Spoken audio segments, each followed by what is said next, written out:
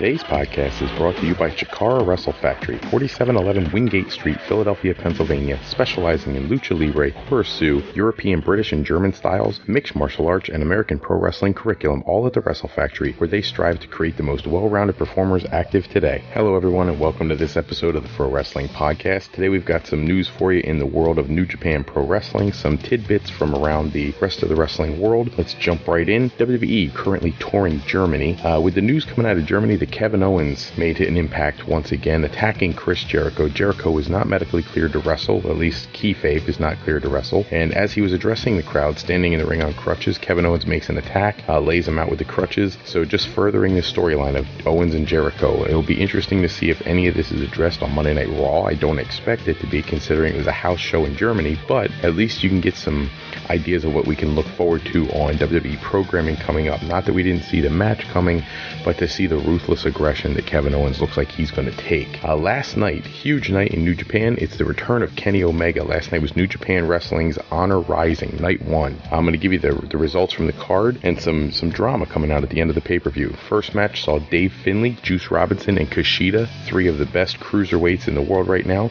defeat Gedo and Jetto along with Silas Young. You'll notice that a lot of the talents, both New Japan and Ring of Honor stars, making a huge impact at this show. The second match saw Bushi, Evil, and Sonata defeat Delirious, Jushin Liger, and Tiger Mask. Again, they're really taking the time to emphasize their cruiserweight division. The junior heavyweights in Japan are some of the focal point of their programming. It's kind of a launching pad for future megastars, the people who will eventually challenge for the IWGP World Heavyweight Championship. We've seen this with people like Finn Balor back when he was Prince Devitt, with Kenny Omega now. Kenny Omega was originally a junior heavyweight. Things like that, where you'll see wrestlers who come in, it's almost like they're honing their skills in the junior heavyweight division and eventually progressing to the IWGP Championship picture. Match 3 saw Hiroki Goto, Kazuchika Okada, and Will Ospreay, along with Yoshihashi. They represent the faction Chaos as they go against the Bullet Club, Bad Luck Fale, Tama Tonga, Roa, and Yujiro Takahashi. And this is one of those matches where the Bullet Club did not come out on top. Team Chaos wins. You kind of expected to see something like that with Okada coming out with a win, considering Kenny Omega was going to be on the same card later in the show. That can keep some momentum for both of them in case they choose to do a rematch of sorts. In tag team action, in what to me was somewhat of a shock, War Machine defeats the Young Bucks. It was not a good night for the Bullet Club. The Young Bucks, hitting, at one point they hit two 450 splashes in a row and War Machine ended up kicking out of, which was just really cool poetry and motion action. War Machine hitting their finisher to pick up the win. In the next match, Himuro Takahashi, Punisher Martinez, and Tetsuya Naito defeat Dalton Castle, Hiroshi Tanahashi, and Raizuki Taguchi. This is another situation where you had a real good mixture of Ring of Honor talent and New Japan talent. Dalton Castle has been on fire in Ring of Honor. He'll be getting a world title shot shortly at one of their shows, but in the meantime, Punisher Martinez has really been establishing himself as like an up-and-coming talent in Ring of Honor, putting them in there with people like Naito and Tanahashi, some of the biggest stars in New Japan, really helps solidify and cement those characters in the Japanese market. And then when there's a talent exchange, you can expect much of the same in Ring of Honor. Jay Lethal and Katsuhiro Shibata, if you've never seen either one of these people wrestle, I can't imagine if you listen to this podcast and you're into Ring of Honor, you haven't seen Jay Lethal. But Shibata is over the hills awesome talent. They went up against Cody Rhodes and Hangman Page. They ended up defeating Cody Rhodes and Hangman Page. As I said, not a good night for the Bullet Club. This was almost like a co-main event feel to it, because you had Jay Lethal and Cody in there, and Shibata just brings the Japanese crowd to their feet every time he's out there.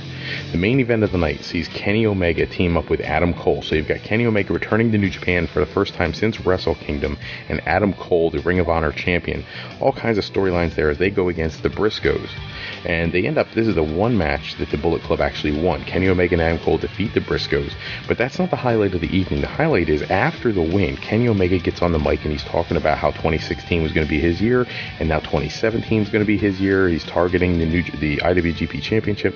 Adam Cole ends up grabbing the microphone away from Kenny Omega and announcing that this is going to be his year. He's the first 3-time Ring of Honor champion, and it's his debut in New Japan, his first major impact in New Japan. And it almost set up a situation where you see some dissension in the Bullet Club. So it'll be very cool to keep an eye on that and see where they progress that. You know, is this one of those things where one of the most over factions in Japan at all, the Bullet Club, could potentially see a fracture or split?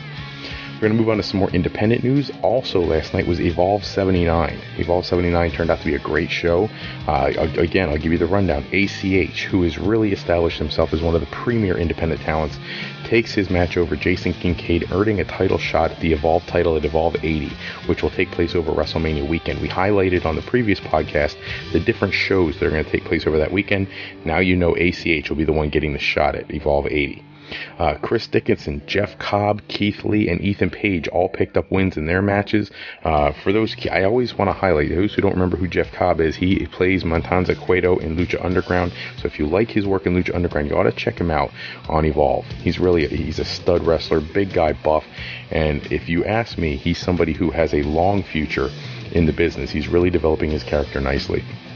And kind of a shock to me, Matt Riddle defeated Drew Galloway. There was a referee stoppage. He had him in a submission hold. Galloway passed out. The referee stops the match. After the match, Galloway tries to go after him with a chair and has to get run off. But really shocking to me to see Matt Riddle is really establishing himself as a top flight talent in these independent shows. And over WrestleMania weekend, as we announced again on the previous podcast, he's going to have some marquee matchups, really strategically positioning himself to be a star of the indies for quite some time. The highlight of Evolve 79, the really emotional match of the night, Zack Sabre Jr. defeats Timothy Hatcher. Timothy Hatcher has been the Evolve champion for 589 days, and his reign comes to an end when Zack Sabre Jr. Goes in there and takes the title by submission. After the match, Thatcher, he comes out. He wanted to present the championship to Zack Sabre Jr. The crowd is going crazy with the "You tapped out" chant. Before he gets a chance to hand over the championship, Ethan Page comes out. He attacks Zack Sabre Jr. from behind. ACH comes out, and now, like we said, ACH has got the title match coming up at the WrestleMania weekend. He comes out, makes the save, and chases off all the heels. He congratulates Zack Sabre Jr. on winning the championship. Really gives him a lot of compliments, but he's not going to miss the opportunity. He puts in the claim he'll be handing that title over at Evolve 80. So you've got your storyline set up. ACH, Zack Sabre Jr. is going to be face on face at WrestleMania weekend.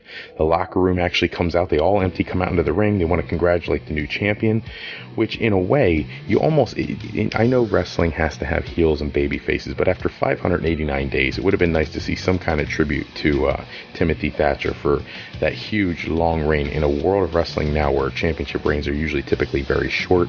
This was a really nice thing to see, the transition to a new champion and this just outpouring of love and respect from the locker room. Sabre thanks the crowd. He says he's going to keep his speech short, says that pro wrestling is for everyone, this earth is for everyone, and we don't discriminate no matter who you are or what your politics are, which I found to be somewhat interesting that he took the opportunity to put out a political message at a pay-per-view like this. We're going to hit our This Day in Pro Wrestling History because we really need to. The 24th, happy 37th birthday to Shinsuke Nakamura, who at WWE's NXT house show, they actually did a whole tribute to him with the locker room coming out, and they all strike their Nakamura pose and stuff like that, all except for Ty Dillinger, who put up his 10 when everybody else was doing the Nakamura pose. Happy 68th birthday on the 25th to Nature Boy Ric Flair, one of the greatest of all time, if not the greatest of all time. Happy birthday to him, still acting like he's a 20-year-old, jock, but gotta love his persona. It's the way he lives his life, his character he lives day to day, whether it's in pro wrestling or in his private life. It's awesome to see someone having such a young spirit at such a ripe old age. Happy 35th birthday to Maria Kanellis, who is her and her husband in TNA now. Originally started out in WWE. It's great to see that her career has progressed beyond WWE and has been very successful. A lot of times, especially the female talents, it almost seems like they can't get over anywhere but WWE, and that's not the case with Kanellis. Ring of Honor standout, now a TNA standout. She's been in New Japan, so congratulations to her. Happy 35th birthday. On a little more of a somber note, today would have been the 46th birthday of Sean O'Hare. If anybody doesn't remember who Sean O'Hare is, and the reason I'm bringing this one up is because I honestly felt like this was a guy of the future. When he came out in WCW with Palumbo and Jindrak and all those guys, he had the look for me. He had the body, he had the build, the size, he had a moveset. I really thought Sean O'Hare was going to be something. He came out in tag team wrestling primarily at first when they WCW was purchased by WWE, there was a period of time where he still got to perform as a tag team wrestler with Chuck Palumbo. That didn't last very long, and he kind of went away for a little while. When they brought him back, it was in like 2005, I want to say, and they did this angle where he was this new character. He had vignettes playing every week, and they ended up pairing him with Rowdy Roddy Piper, which I still don't completely understand. And, you know, Piper ended up trying to get his character over quite a bit. They had a whole angle with Hulk Hogan when he was Mr. America and all these kinds of things. Eventually, though, they would drop the character and he left the WWE. He made sporadic appearances for a couple years after that. He dabbled into mixed martial arts for a bit. He got knocked out by Butterbean in like a few seconds.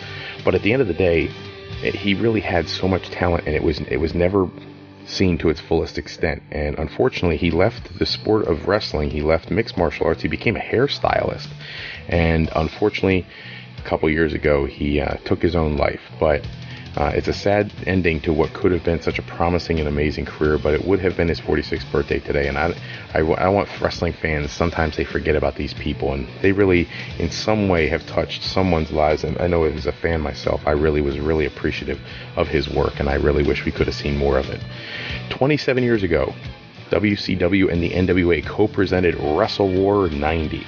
I'll never forget the prelude to this pay-per-view. They would have these things where they put up the logo and they'd have Ric Flair and Sting pop out and say Wild Thing. It was Wrestle War 90, Wild Thing.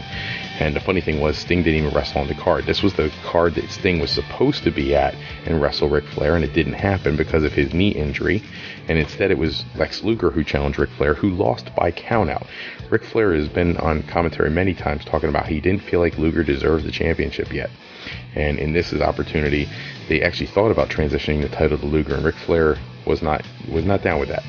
The rest of the card, though, was primarily dominated by tag team matches. You saw the Rock and Roll Express defeat the Midnight Express. The Road Warriors beat the Skyscrapers in a Chicago street fight. If you don't know who the Skyscrapers are, it was Mean Mark Callis, also known as The Undertaker, and Dan Spivey. But Spivey did not show up for this, and instead they had a masked Skyscraper character for this particular show. To this day, I don't remember off the top of my head who that masked character was. I'm sure I could find that if I had the time, but still, great match. Road Warriors over the Skyscrapers. Kevin Sullivan and Buzz Sawyer beat the Dynamic Dudes. For those who don't know who the Dynamic Dudes were, they were Johnny Ace, which is, you know, John Laurinaitis, who is one of those executive characters on WWE program in the last couple years, and Shane Douglas, long before he was the franchise. It also saw the Steiner brothers successfully defend the NWA Tag Team Championship against Ole and Arn Anderson. So it was pretty much a stacked tag team card. Not a ton of singles matches. There was actually one other singles match. I forget who the heck was in the match. It was really not an important match. I'd have to go look it up. But at the end of the day, the card overall, pretty much a tag team pay-per-view with one major singles bout, Flair over Luger. 16 years ago, WWE presented No Way Out, featuring The Rock becoming the company's first ever 6-time champion, defeating Kurt Angle for the WWE Championship. Nowadays, we've got several people who have accomplished that feat, but back then, 6 times as champion was a big deal. No one had done that. I want to address some comments from episode 28. We had the voting for who you would have walk out of WrestleMania as the world champion. And right now, the most votes go to Luke Harper. Luke Harper walking out as WWE champion. I don't think I could have guessed that as being what everybody would want, but hey, you know what? Sometimes the fans' desires are worth far more than, you know, the instant first thought. I personally would have had Bray Wyatt walk out champion, not because I don't like Luke Harper. I actually love Luke Harper, but I think Bray has deserved the title run for quite a while now, and I don't want to see his reign end yet. I wouldn't have a problem with Luke Harper taking the title from him eventually. I just wouldn't have it happen at Mania in the triple threat match, because I think that kind of defeats some of the feel of the match. It kind of takes away from the win when it's a triple threat. The look back match for this episode, go to YouTube, and I have one for you here. Chris Hero versus Chris Candido. And if you want, you can add the letters IWA after that. There's a match from IWA Mid-South where Chris Hero, back in the day in his Superman getup, going against Chris Candido, who, if you don't remember, he was Skip or Zip, I forget which one of the Body Donnas. His wife was the famous or now infamous Sunny, Tammy Sitch, and you can see the two of these wrestlers take on one another. This is before Candido obviously went on to TNA, where he had a short career before he unfortunately passed away at a very young age, early 30s. But still a great match to see two guys who, Chris Hero now is Cassius Ohno in NXT, see where they, I don't want to say where they started. Chris Candido had an extensive career before this, but to see that match is something that when you look at Cassius Ohno now, you would think, man, who of all these stars, who has he wrestled, who has he been against, why does he have the reputation he has? And this is a match going way back where he had a match with somebody who in the world of wrestling is somewhat well respected for his time in ECW and Smoky Mountain and all over the place. So check that out. Our fantasy booking time for this episode. If WWE books Goldberg to take the Universal title at Fastlane, with the future plan of him taking the title and losing it to Brock Lesnar at WrestleMania, who do you book as Brock Lesnar's first opponent? Put your response in the YouTube comment section at the bottom of the page, and I'll take a look at those and we'll tabulate the responses. Or if some people have been sending their responses to my email, that's fine as well. And we'll put out your winner in the next episode. Today's YouTube poll. And this may sound silly, but as you go through the wrestling annals and you take a look at the different people who've come and gone, they are usually unmistakably identifiable by their ring gear. And one of the things that is huge in the sales department, huge in marketing, is the shirts they wear. And I know for me personally, there's certain wrestlers that when you picture them in your mind, they always have a certain shirt on. So what is your favorite wrestler t-shirt of all time? That's today's YouTube fan poll. Pop on the YouTube link for this episode. Give me a comment down there. Give us your favorite shirt of all time. Give us your fantasy booking results, and we'll tabulate those for the next episode. By all means, please don't forget to pop in and give us a review or a subscribe. Those really help the podcast grow. Also, don't forget about the Fro Life Planning Contest. For those who don't know what Fro Life Planning is, we help students and adult learners find their path to higher education or a new career, whichever is best for them. Every month, I'll be giving away a free 30-minute one-on-one phone consultation to a lucky winner to help them aid in the planning of either their path to college or path to a new career. Let's take that next step together. There's no purchase necessary. Just follow these steps to enter the contest. Launch iTunes in your computer. Go to the Fro Wrestling Podcast iTunes page. Click the subscribe button. And then underneath that, you'll see where it says ratings and reviews. Click on write a review. And then by all means, give me an honest review of the show. Finally, go to our webpage at www.frolifeplanning.com/contest, and you can enter your email there for a chance to have the one-on-one phone consultation if we draw your name out of all the people who post for this month. That's all the time we have for this episode. Check back with us in episode 29, where we review all things Raw and SmackDown, as well as projections for WrestleMania and every other tidbit and news item that comes down the pike. Special thanks, as always, to bensound.com and purpleplanet.com for producing all of our music and sound effects used throughout today's show. Today's podcast is sponsored by Beazle Games. Bring a new friend to family game night is really easy with Sketchy People. Showcase your artistic side in this new game from Beazle Games and bring some fun and excitement with you by going to www.thegamecrafter.com/sketchypeople to pick up your copy today. And to AlleyRepair.com. Contact Alley Repair today for servicing of all your classic skee-ball, pinball, and arcade needs. We want to thank you for listening to today's podcast. As always, we encourage you to go to our website at www.frolifeplanning.com to learn more about what Mr. Fro can do for you. Remember that Fro Life Educational Planning is for today, for tomorrow, and for life with Fro Life. I'm Fred Froelich, better known as Mr. Fro, and I want to thank you for taking a few moments with us today. We look forward to discussing more of the current events and rumors on our next show.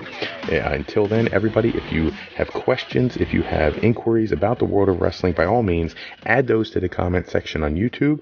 If you don't use YouTube to listen to this podcast, pop them in the comment section to whatever service you do listen to our podcast through, and I'd be happy to address any of the questions that you have. We want to keep our viewers as integrated and as engaged in the program and a part of the program as we can. So thank you to everybody who comments on every episode and contributes to the show. It really means the world to us. Thank you so much, guys. We'll talk to you next episode.